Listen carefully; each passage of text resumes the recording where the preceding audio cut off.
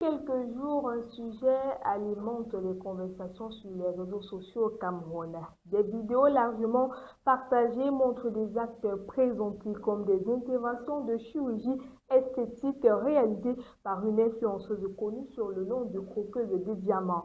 Selon les informations rendues publiques, cette influenceuse a été interpellée par les autorités, tandis que le ministère de la Santé publique s'est également exprimé sur cette affaire. Les faits rapportés ont relancé un débat important. Jusqu'où certaines personnes sont-elles prêtes à aller pour transformer leur apparence? Et surtout, quels sont les risques lorsqu'une personne pratique des actes médicaux sans des qualifications requises si les faits sont établis par la justice? Derrière cette actualité, une autre question se dessine. Les réseaux sociaux sont-ils en train de créer une obsession du corps parfait? Bonsoir, chers fidèles téléspectateurs, et bienvenue encore à cette autre livraison de Nous sommes ensemble. C'est d'ailleurs la toute première de la semaine. Ce soir, nous abordons donc un sujet assez sensible qu'actuel. Influenceur chirurgien, jusqu'où ira la folie du corps parfait? Et pour en parler, quoi de mieux que de choisir une femme qui, elle aussi, je suppose, a des complexes. Bonsoir Kevin. Bonsoir Gabriel. Comment tu vas? Je vais très bien ce lundi, et toi? Plutôt bien, une journée assez paisible. Et pour revenir justement, bon, si tu veux saluer d'abord les téléspectateurs comme tu as l'habitude. Allez, coucou à tous les téléspectateurs de Campus Télévision. J'espère que votre journée se passe bien, qu'elle se termine bien, oui, parce qu'elle tend déjà à sa fin et que vous avez passé un excellent week-end. Voilà, aujourd'hui on parle d'un sujet assez, je vais dire sensible, puisqu'on parle du corps humain qui subit beaucoup de modifications ces derniers temps à travers ces pseudo-médecins qui s'autoproclament chirurgiens pour appliquer n'importe quoi sur le corps de X ou de Y, et on en parle aujourd'hui.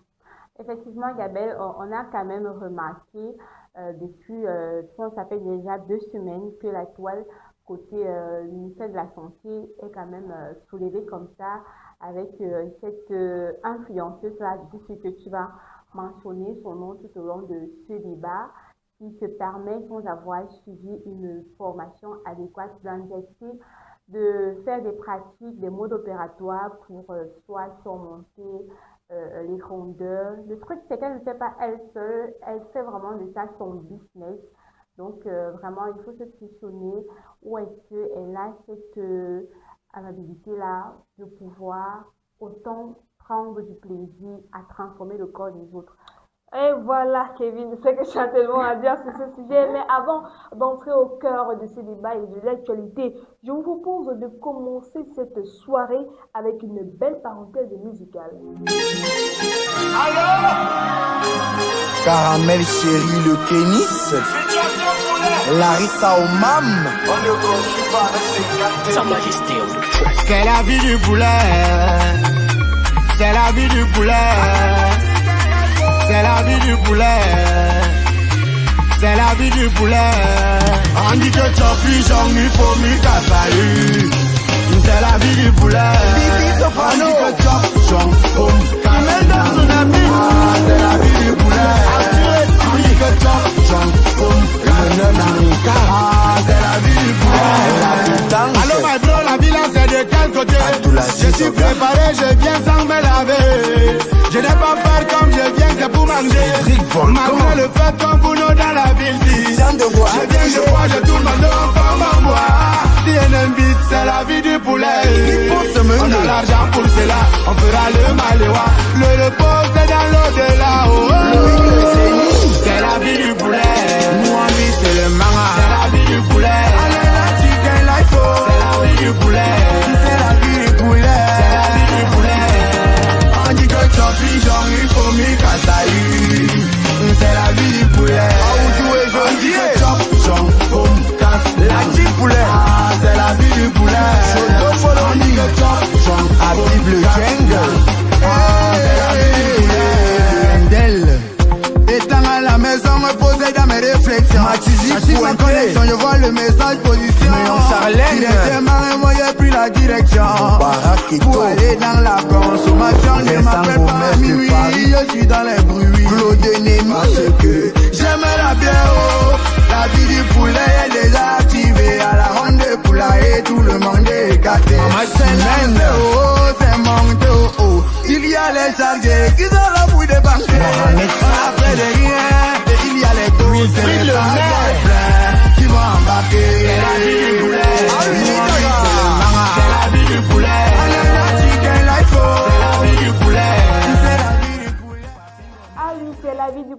laver du poulet, mais est-ce qu'on veut alors les formes du poulet? Est-ce qu'on veut les cuisses du poulet, Kevin? Ah là là, le poulet, c'est fait pour manger. En C'est fait fait, pour nous faire des œufs. mais non, il y en a qui veulent déjà ces formes. C'est vraiment triste, Gabelle, de voir que l'avancée de la technologie, on pensait que ça allait rester du côté informatique, mais bizarrement, ça vient même empiéter sur notre bien-être, sur notre confiance en soi. Je ne sais pas comment les dames, hein, surtout les dames, peuvent se permettre d'aller dire, OK, je vais m'augmenter les molaires. Dieu t'a créé en te donnant des pieds qui vont supporter ton corps, ta charge et tout, ton poids. Quand tu décides d'augmenter, qu'est-ce qui te fait pas croire que en augmentant ces mollets-là, elles vont descendre jusqu'au niveau de la cheville? Ah ouais. Parce que je me dis que Dieu ne fait pas quelque chose pour rien.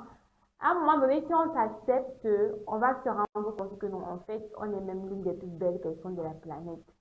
Voilà, ça veut dire que, mine de rien, ça relève d'un problème de confiance en soi. Parce que cette affaire pose des questions sur le rapport, sur notre rapport à l'image, à la beauté et à la sécurité. Parce que si on parle déjà de sécurité, il faut avouer qu'il y en a qui n'ont plus peur de rien.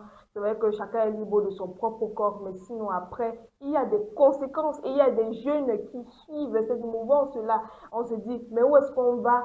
Qu'est-ce qu'on recherche en fait avec cette beauté, avec ces standards de beauté? Parce que le monde peut dire qu'être belle, c'est être une finesse. Le monde dit que c'est être une fille un peu corpulente et les gens suivent juste la mouvance. Être une fille belle, Isabelle, je vais commencer par là, c'est de s'aimer, c'est de s'affirmer tel que l'on est. Soyez ronde, soyez mince, soyez vraiment skinny, soyez même squelette comme les gars ont souvent l'habitude d'insulter d'autres femmes. Mais quand vous vous affirmez comme vous êtes, alors c'est ça votre beauté. Maintenant, l'influence du fait que les femmes veulent augmenter des rondeurs, c'est parti du fait où on regarde l'autre côté par exemple, aux États-Unis, où il y a énormément de chirurgie esthétique. Mais le truc, c'est que là-bas, il y a quand même de l'assurance, ils sont Ouais, il y a un assurés, il y a même des du médecins personnel sont qualifié, formés pour ça. Et il y a même parfois des restrictions où on te dit non, ce que tu veux là, on ne peut pas te faire ça. À moins que tu es têtu ou têtue, tu passes du côté du Mexique où tout se fait là-bas.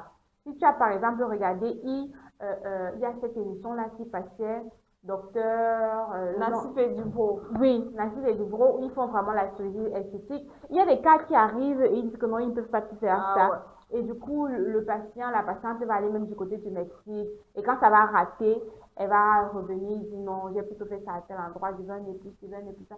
Ça, je pense que c'est un côté de la société. Parce il y a des personnes qui sont encore dans qu'est-ce que telle pense de moi, comment est-ce que l'on me voit. On veut à tout prix plaire aux yeux des autres sans se rassurer que non, ce que nous-mêmes on transmet, c'est vraiment impactant. Après maintenant, quand tu commences déjà à avoir ce mindset-là, ton cerveau, il enregistre, il comprend que tu as des doutes sur ta personnalité et il va te proposer, et comme on sait qu'aujourd'hui on est vraiment suivi par nos téléphones parce que l'algorithme nous piste, l'algorithme va te proposer ces comptes-là où on met en avant un service dont tu as la recherche, tu vas t'abonner, tout le temps tu vas regarder, tu vas voir des témoignages et tu vas commencer à peut-être épargner de l'argent, tu vas prendre des consultations, te préparer, venir te faire opérer parce que quelqu'un te dit ça va te donner les rondeurs. Est-ce que les gens se sont interrogés qu'est-ce que ces opérations-là deviennent après 50 ans? Surtout lorsque c'est appliqué par une personne qui n'a pas vraiment reçu une formation adéquate. On sait que pour être juste médecin, le minimum, c'est dans les 7 ans, voire même 14 ans de cursus scolaire. Déjà, après vraiment son bac. Maintenant, cette-là qui se proclame médecin esthétique sur les réseaux sociaux, à quel moment on a eu son parcours scolaire? Je pense qu'après, elle a sorti des attestations de formation. Ce n'est pas un cursus reconnu à l'échelle nationale ou à l'international. Si quelqu'un vient me dire, j'ai fait l'école supérieure normale de médecine dans tel pays, par exemple, oui, là encore, ça passe. Mais juste dans un centre de formation comme ça, est-ce que c'est de l'onglerie? Est-ce que c'est menuiserie et pâtisserie? Je veux comprendre. C'est quand même le corps humain. C'est-à-dire qu'elle a d'abord fait ses 7 ans de médecine générale. Après, maintenant, elle allait se spécialiser 7 ans encore dans son domaine en tant que médecin esthétique. Elle a fait des formations qui s'accompagnent ou c'est juste 3, 4 mois de formation qu'on voit dans les centres de santé? Ça questionne comment une personne qui a vraiment toutes ses facultés, vraiment désolée du terme à ses clients, une personne qui a toutes ses facultés peut se lever un matin et aller se faire opérer par une personne qui n'a pas vraiment la connaissance, l'expérience. Voilà, qui n'a pas qualité oui, pour agir. Pour agir. Parce que même après, Gabelle, même si après ça réussit, certes ça réussit, mais ça peut être pour un temps. On a vu des cas où les femmes se sont injectées le cube dans l'arrière comme ça. Après, ça pourrit. Après, il y a des effets secondaires. Il y a des effets secondaires. D'autres même qui mettent des implants. Après, on te dit que non, l'implant a éclaté. Elle s'est peut-être mal assise sur la chaise. Je me demande, qu'est-ce qui vous influence autant, mesdames? Est-ce que ce sont les hommes? J'ai envie de dire, Gabrielle, à un moment donné, ce ne sont plus les hommes. Hein? Ouais, parce qu'il y en a qui visent vraiment cette beauté parfaite là, ils se retrouvent à opter pour des pratiques vraiment pas très commodes, juste pour essayer de se faire accepter par les hommes. Mais sinon, après Kevin, est-ce que ce n'est pas un problème, est-ce que les abonnés, les populations n'ont pas aussi beaucoup trop confiance à ces influenceurs-là? Parce qu'on va beau dire que X ou Y n'a pas le droit de faire ceci, mais sinon, après, ce sont des grandes personnes matures, voilà, qui ont déjà la majorité requise pour savoir, pour distinguer en tout cas le bien et le mal. D'où vient cette confiance-là, cette mouvance de vouloir suivre l'influenceur au détriment même des professionnels?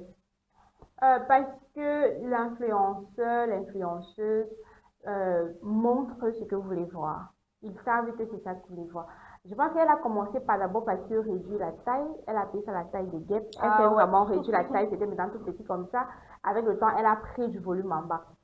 La confiance vient sur les followers. Quand on suit ta progression, on se rend compte que non, c'est là, ça tient. Mais est-ce qu'on s'est questionné où est-ce qu'elle a fait sa chirurgie? Ouais, justement. Une chose est sûre, elle n'a pas fait elle-même. Déjà que de base, elle n'a pas fait une formation, elle n'a pas fréquenté pour ça. On se demande, mais peut-être parce que, bon, elle représente mieux le produit, comme tu disais tout à l'heure. Oui, c'est ça. Quand on a son produit, il faut d'abord être la première personne qui porte son produit. C'est un peu comme une femme qui fait de la vente des produits décapants. Ouais. On va d'abord regarder est-ce que ça marche bien sur sa peau et tous les jours, elle va dire ça marche. Si elle a fait quelques 2, 3 clients, elle va tourner sa communication sur ces 2, 3 clients. Ça met les autres en confiance. Ce sont des témoignages plutôt positifs et les femmes vont se lancer. Et Gabelle, quoi qu'on dise, c'est un peu comme je ne conseille pas une personne amoureuse parce que quand une femme a déjà mis dans sa tête qu'elle va faire quelque chose, elle le fait. Ah ouais. Qu'il pleuve, qu'il neige.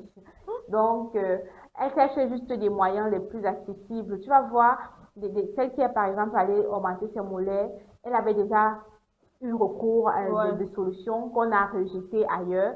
Et elle trouvait que non, chez l'autre, comme il n'y a pas vraiment de conditions, tu as ton agence, tu fais ton job, et du coup, elle va aller, peut-être que c'est même plus accessible, parce que ce sont quand même des opérations à millions. Ouais, et après, on va dire que non, la jeunesse n'a pas les moyens.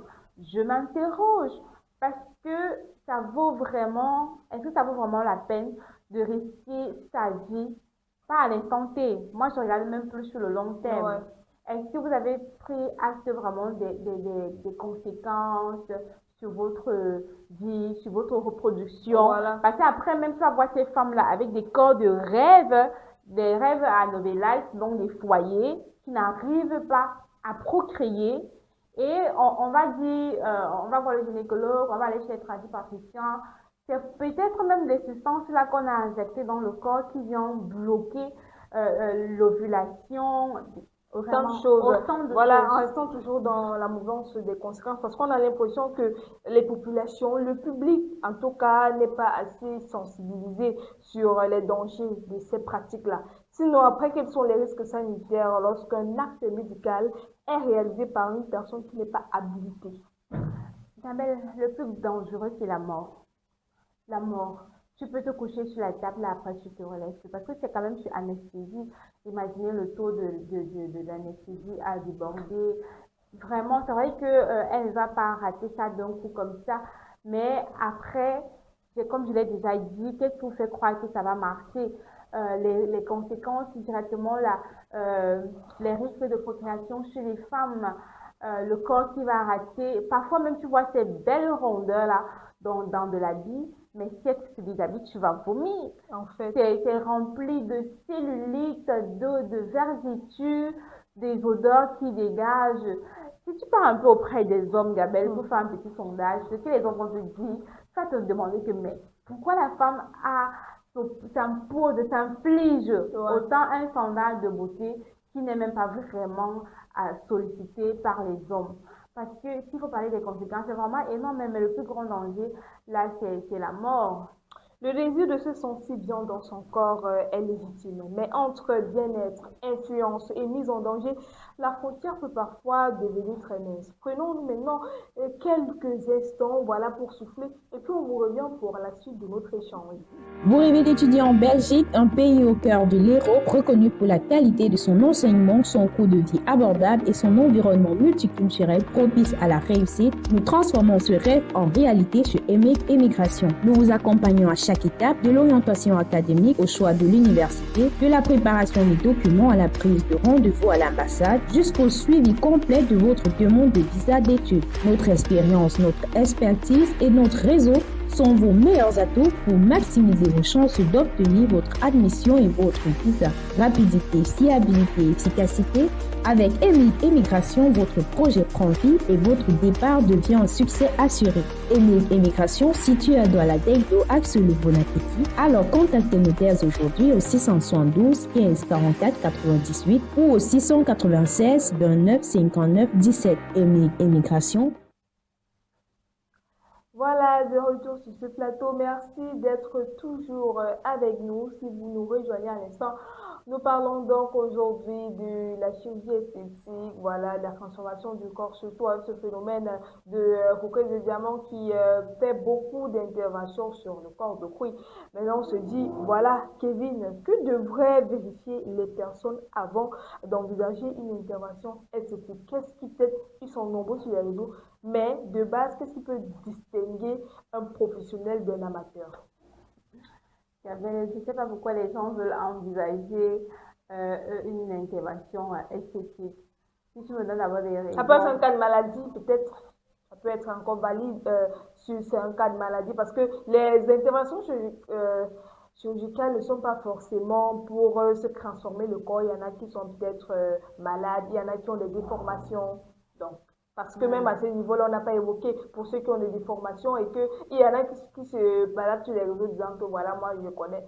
À ce moment-là, que faire? Si on revient dans le cas précis, c'est uniquement une intervention esthétique dont l'optique est de soi-disant se rendre plus belle, se donner des rondeurs, changer son apparence et tout. Maintenant, s'il faut parler des interventions chirurgicales esthétiques, je vais ajouter esthétique, on connaît des femmes qui ont les corticoïdes, je ne sais pas comment ça s'appelle, mais donc le dermatologue a quand même jugé que peut-être il n'y a pas un produit qui peut te retirer ça, mais avec la chirurgie esthétique, peut-être même avec une intervention au laser, ça va faire fondre ce que tu as. Oui, là, c'est encore, parce que c'est vraiment, ça agit côté externe. Mais quand c'est déjà en interne et qu'il faut augmenter, diminuer, faire ci, vraiment, je ne vois même pas pourquoi une personne qui a toutes ces facultés, je vais le redire, a recours à une chirurgie esthétique. Le masque aujourd'hui, même Gabelle, c'est que si tu veux avoir des rondeurs, bah, mets-toi au sport, fais-y des squats, va rencontrer un coach sportif qui va vraiment te suivre. On va te dire quoi manger. On sait que pour prendre de la graisse, il faut manger beaucoup protéiné. J'ai vu un programme où on demandait de manger minimum 6 œufs par jour parce que les œufs sont très riches en protéines. Mange du haricot. Après, rajoute des légumes. Mange de la viande. Ça va t'apporter beaucoup de protéines. Il y a des méthodes un peu saines. Oui, un peu saines. À côté de ça, tu vas pratiquer du sport, des exercices vraiment ciblés qui vont venir te ressortir des rondeurs. Gabelle, j'ai envie de dire, c'est que les dames font là, parce qu'elles ont recours à la facilité. Ouais. C'est la paresse. On se dit, ok, on a de l'argent, parce que si tu regardes pratique, changement physique, méthode sportive, il n'y a vraiment pas de risque là-dessus. Au contraire, même, ça vient te mettre en santé. Tu travailles ton cardio, tu élimines les graisses toxiques. c'est adieu vraiment les maladies cardiaques et tout et tout. Maintenant, quand tu vas te faire injecter, tu ramènes plutôt un produit chimique dans ton organisme ou même tu n'es pas sûr que ton organisme va réagir positivement à ça. On a la preuve avec nous les femmes. Si tu as rencontré, tu as déjà eu autour de toi, Gabelle, une femme qui a peut-être pris sa pilule bon, pas la pilule de lendemain, son planning de contraceptif là. Il y a d'autres où elles vont directement prendre du volume parce que l'hormone qui est dans son planning là n'est pas, par exemple, compatible avec ses hormones à elle. D'autres, elles vont avoir des réactions de boutons, d'autres vont maigrir, d'autres vont même être anémiées. Là, ça, c'est un produit qu'on t'a inséré peut-être sur le bras comme ça pour 1, 2, 3 ans. Maintenant, imagine quand tu t'injectes un truc pour toute la vie. J'ai envie de savoir vraiment que Dieu nous donne longue vie et que je parvienne à voir autour de moi une personne qui a eu recours à cette chirurgie esthétique-là pour voir comment est-ce qu'à la vieillesse, la personne va s'en sortir. Il n'y a même pas de raison de faire recours à la chirurgie esthétique pour se transformer. Parce que oui, mesdames, vous êtes belles, vous êtes talentueuses, vous avez autant de valeur comme vous êtes. Il faut juste s'assumer et se faire accepter. Donnez de l'amour autour de vous. Personne ne vous fera jamais une remarque. Je sais pas, honnêtement. En fait, maintenant, puisque les proies les plus faciles, hein, on va dire ça comme ça, sont les jeunes, comment les sensibiliser? Donc, comment sensibiliser davantage les jeunes aux dangers pratiques médicales illégales? Je ne sais pas s'il faudra toujours l'intervention du ministère de la Santé, les communiquer, les médias. Par quel moyen est-ce qu'on peut essayer de les faire entendre que c'est pas bon pour eux? Déjà, on va commencer par les médias. Il faut que le ministère de la Santé, c'est vrai que depuis 1, 2 semaines là, il y a fait une sortie ils ont quand même fait une sortie de sensibilisation. Il faut qu'on continue de sensibiliser la jeunesse parce qu'aujourd'hui, en fait, la jeunesse, c'est vraiment, de dire, l'âme d'un pays. Et si elle est tout le temps perdue, on perd également en valeur, en visibilité même sur l'échelle internationale. Donc, il faut continuer de sensibiliser que ce soit par les médias, que ce soit vraiment soi-même avec ses enfants à la maison. Parce que la jeune femme aussi, à un moment donné, elle a affaire à une mauvaise compagnie, il faut, même si c'est possible, chers parents, de regarder ce que les enfants regardent sur les réseaux sociaux. C'est pas compliqué. On peut voir ça même sans toutefois aller directement dans son téléphone. Quel est le programme que ton enfant regarde à la maison? Si tu vois, tu as ton enfant qui est tout le temps sur les télé-réalités françaises, qui ne s'intéresse pas à des jeux de société, parce que oui, il y a des émissions de jeux, des émissions éducatives comme ça. Là, tu es quand même sûr que non, forcément, c'est même contenu que l'enfant est attiré sur les réseaux sociaux. Mais si l'enfant est tout le temps sur les télé-réalités, les Secret Story, sur la chaîne I, vraiment les chaînes gossip là, il faut beaucoup sensibiliser parce qu'à un moment donné, elle peut être déroutée. Donc, c'est vraiment de communiquer avec la jeunesse. Voilà, et concernant les influenceurs, là, quant aux influenceurs, est-ce qu'ils ont une certaine responsabilité, voilà, sur les contenus qu'ils publient? Parce que sinon, après, il y a de nombreux jeunes qui les suivent. Est-ce qu'ils sont quelque part responsables? Gabelle, moi, je dirais que l'influenceur, je ne condamne pas, pardon, les influenceurs à 100% de ce qu'ils mettent en ligne. Ouais. Parce que d'autres sont là pour se faire de l'argent. Et ils ont compris qu'il y en a qui veulent être amadoués. Ils essaient de créer autour d'eux un contenu qui marche bien pour avoir de la visibilité, pour pouvoir signer des contrats. Tu vas voir, récemment, quand Miss Cameroun, je pense que c'est 2023 ou 2024, Julia Edima Samantha, elle a fait un post où elle a son bébé comme ça et elle est en train de faire un selfie. Il y a un follower, quelqu'un sur les réseaux sociaux qui est venu commenter, arrêtez de vendre le rêve aux petites filles, arrêtez de leur faire savoir qu'accoucher c'est bien. Et elle est venue répondre, ok, que voudrais-tu qu'on les enseigne? Qu'elles avortent? C'est un peu pour dire que peu importe le contenu que tu vas mettre sur les réseaux sociaux, une comme Julia, qui ne met pas vraiment des contenus qui va venir débraver la jeunesse comme ça, elle est reprochée d'affirmer, je pense que Julia aujourd'hui, elle est quand même près de la trentaine, d'affirmer qu'elle a son enfant. il y a toujours des reproches. Par contre, tu vas voir dans des pages où c'est vraiment du gossip, où c'est du Congossa, où c'est vraiment rien d'instructif. Les gens sont beaucoup là-bas, ils sont à l'aise et tout. Donc, je ne condamne pas ce que les influenceurs, eux, ils mettent en ligne. Ça veut dire quelque part, l'éducation commence peut-être à la maison. À la maison, c'est Voilà. ça en fait. On ne doit pas affliger, donner une Une responsabilité. responsabilité à quelqu'un d'autre. Parce que je vois sur les gens sur les réseaux sociaux disent non, tu ne devrais pas faire ça, tu ne devrais pas t'habiller comme ça parce que la jeunesse vous suit. Donc, tu vas laisser les Ton propre réseaux bonheur sociaux. aussi, hein, oui. On met même le bonheur. Quand quelqu'un vient dire la jeunesse vous suit, tu vas laisser ton propre enfant à la maison s'habiller en fonction des réseaux sociaux. En fait, ça c'est... C'est d'abord à toi, la base, à la maison, de dire à ton enfant, non, tu ne t'habilles pas comme ça. Que l'enfant te dise que non, c'est parce que j'ai peut-être vu. Ne sois pas influencé, impacté. Voilà. Donc, l'éducation, c'est à la maison. Il y a des pages qui sensibilisent vraiment sur tout ça. Il y a comme celle-ci qui me vient en tant que maman, Rachel comme Dieu, qui est toujours en train de donner des petits tips comme ça. Une fois, elle a même dit que non, fouiller les enfants, fouiller les sacs des enfants quand ils vont à l'école. Et ça m'a fait tic. Et le soir là, quand ma grande fille, je l'appelle, elle est allée se coucher, j'ai un peu fouillé son sac comme ça. Et j'ai vu que la go avec 2 paires de chaussures dans le sac. C'est pour que quand elle va à l'école, à un moment donné, elle met sa tenue, elle est à l'aise et tout. J'ai vu des petits kits, des choses que je n'avais même pas connues. J'ai comme ça, vraiment, il faut fouiller de près. Donc voilà un peu quelques pages qui viennent à un moment donné te faire waouh, toi, tu dois prendre ton travail demain au sérieux. Maintenant, celles qui veulent laisser leurs enfants être éduqués par les réseaux sociaux, elles vont seulement payer les conséquences.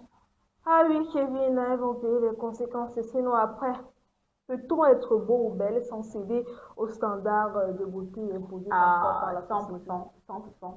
On peut être beau et belle sans céder vraiment aux standards. On n'a même pas besoin d'artifice.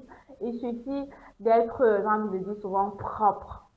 Si tu es déjà une personne propre, soignée, pas négligée, tu n'as pas besoin d'avoir le luxe pour être beau et belle. On dit que la richesse, c'est vraiment de savoir vivre avec ce que l'on a déjà. Donc, quand tu parviens à te sentir heureux, heureuse, à vivre dans le sourire, dans la joie, avec ton 500 francs, et que tu es propre, tu n'indisposes pas des gens à côté de toi, tu as la possibilité de sentir bon. Sinon, tu achètes le camp en face, tu lances dans les habits, ça va se passer la moelle dessus.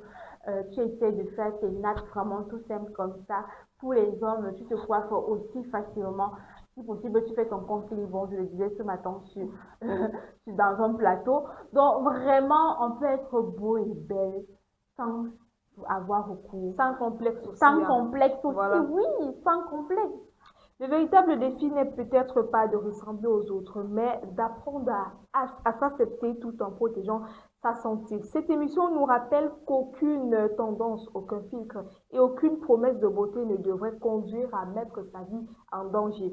La chirurgie esthétique, lorsqu'elle est envisagée, doit être pratiquée dans un cadre légal, et surtout par des professionnels qualifiés et dans le respect des règles de santé. Donc, merci Kevin vraiment pour tes analyses de ce soir. Merci Gabelle pour l'invitation. C'est toujours un plaisir de passer ce moment avec toi et surtout d'être en contact direct comme ça avec le peuple camerounais et la diaspora. J'espère que on a passé un bon moment et que eux ils ont pu tirer un truc quelque chose, pas un truc, pardon, de très important sur ce qui a été dit. J'ai envie de conclure une fois en demandant à chaque personne de s'aimer, d'être fière du corps que Dieu vous a donné. Il ne vous a pas donné ça pour rien, parce que Dieu envoie tout le monde sur terre avec une mission. Et cette mission-là, c'est justement d'avoir ce corps-là pour pouvoir affronter les difficultés de la vie, les transformer revient à changer la direction pour laquelle tu es là et à te mettre dans des situations vraiment très compliquées. Aimez-vous, donnez de l'amour autour de vous et assumez-vous aussi. Et si possible, osez être la plus belle créature sur terre. Et voilà, c'est avec ce magnifique conseil de Kevin Madou que nous allons mettre la clé sous le paillasson. Merci à vous, chers téléspectateurs, pour votre fidélité. Et voilà, essayez de vous informer. Voilà, avant de vous lancer dans une opération, il faut connaître qui est derrière. Pourquoi pas même s'accepter, comme Kevin l'a si bien dit, s'aimer ainsi. Et si vous avez beaucoup de complexes, vous pouvez vous mettre au sport et trouver des méthodes plus saines. Allez, on se donne rendez-vous à demain. De toute façon, passez une excellente soirée. Un cadre scolaire se démarque par sa discipline. Le complexe scolaire bilingue Hygienix est un établissement bâti aux normes internationales, garantissant une émulation intellectuelle grâce à la rigueur pédagogique. Enseignement général bilingue, enseignement technique industriel et commercial bilingue du premier au second cycle. Nous disposons d'un cycle primaire et maternel bilingue. Notre complexe possède des ateliers entièrement équipés pour des cours pratiques, laboratoires, informatique et une bibliothèque. L'avenir de vos enfants se prépare ici. Réservez une place dès maintenant. Le complexe scolaire bilingue Hygienix est situé derrière la chefferie PK17. Tout le monde est gâté. Il y a les chargés qui sont là pour dépenser. Après les riens, il y a les douces et les pleins qui vont embarquer. C'est la vie du poulet. C'est la vie du poulet. C'est la vie du poulet.